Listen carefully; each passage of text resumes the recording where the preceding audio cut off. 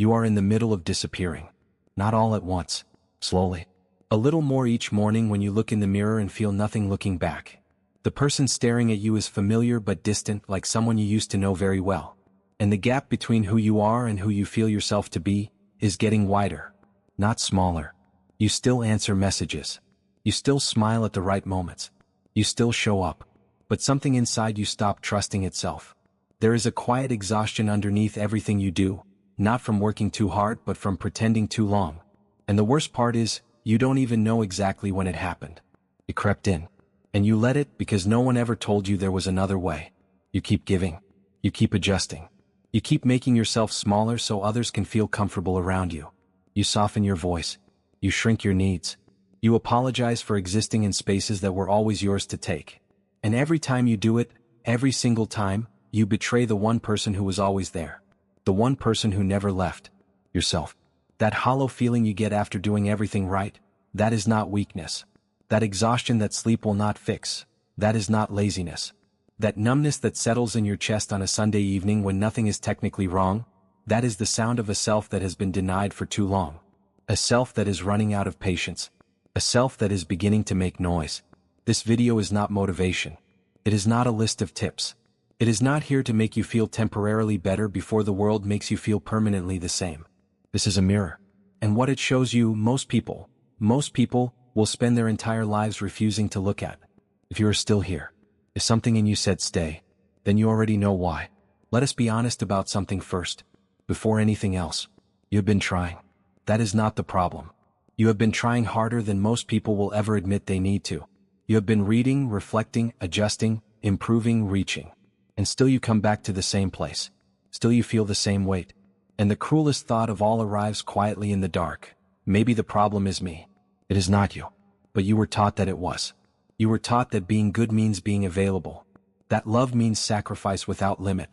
That your discomfort is less important than someone else's convenience. That your needs are inconveniences. That your emotions are liabilities.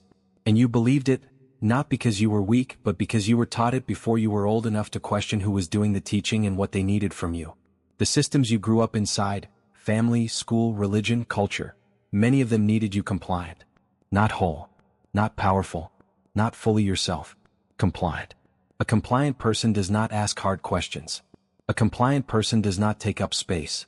A compliant person is easier to predict, easier to manage, easier to keep. And systems, whether they are institutions or families, tend to protect what makes them function, not what makes you free. And the people inside those systems, many of them did not hate you. Many of them did not even know what they were doing. They were passing down the same compression they received, the same silence, the same performance of okayness, the same instruction to be less. They were not villains. They were products. But the result in you is the same regardless. You learned to abandon yourself before anyone else could. You became your own first betrayer. And now you carry a voice inside you, a voice that sounds exactly like yours, that says you are too much, that says you are not enough, that says you are broken, asking for too much, expecting too much, feeling too much.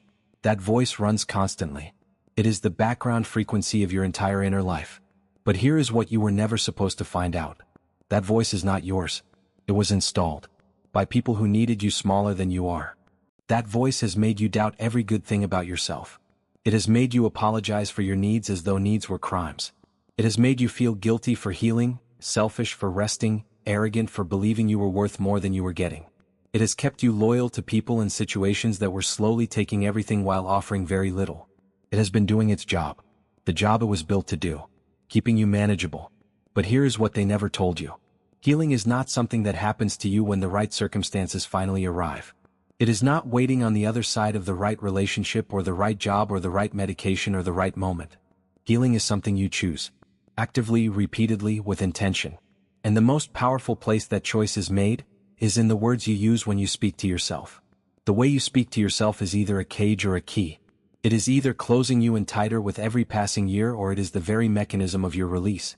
And Carl Jung, one of the most dangerous thinkers who ever lived, spent his entire life trying to show you how to choose.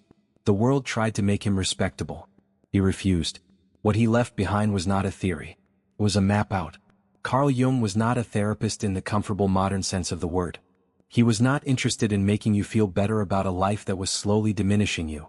He was a man who descended into his own madness, deliberately, consciously, without a safety net, and came back from the depths with something most people never find: a map of the interior, a guide to the places inside yourself you were taught never to go.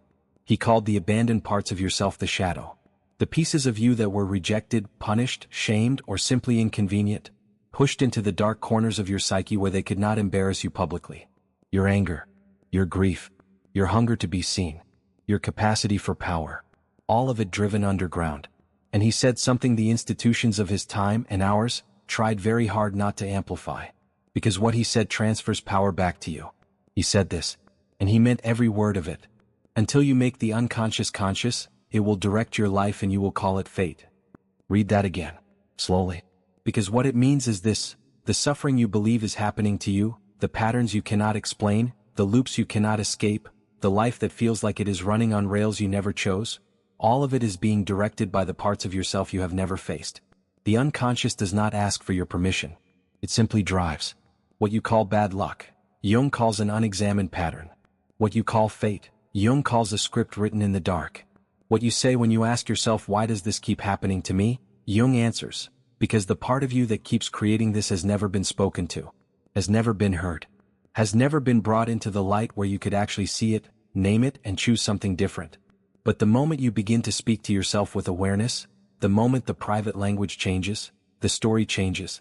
Not slowly over a lifetime of hoping, but immediately, in the body, in the nervous system, in the decisions you make before you even realize you are making them. That is not philosophy. That is neuroscience. That is the mechanism of power. And you now have access to it. The first thing Jung would tell you, the very first thing, is this: the critical voice in your head is not your identity. It is not the truth about who you are. It is not evidence of your limitations. It is a character. A psychological construct assembled from the criticism, rejection, and conditional love of your early life. And like any character, it can be named, studied, observed, and overruled.